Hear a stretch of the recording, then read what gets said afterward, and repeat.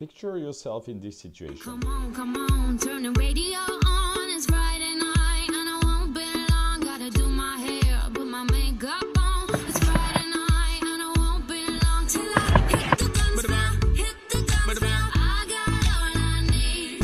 No, I ain't got this.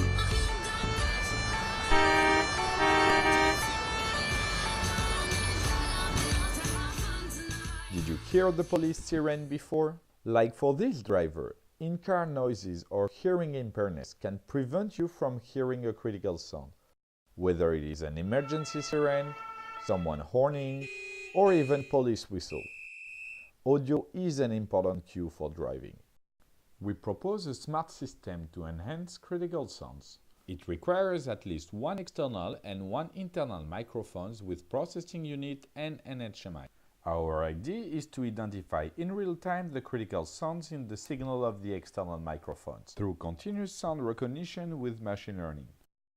With the internal microphone, the in-car amplitude of the recognized sound can be estimated using signature retrieval, and the source sound can be characterized. Hence, our system could enhance intelligently sounds when non-audible for the driver, by adjusting the in-car music volume or displaying a visual warning.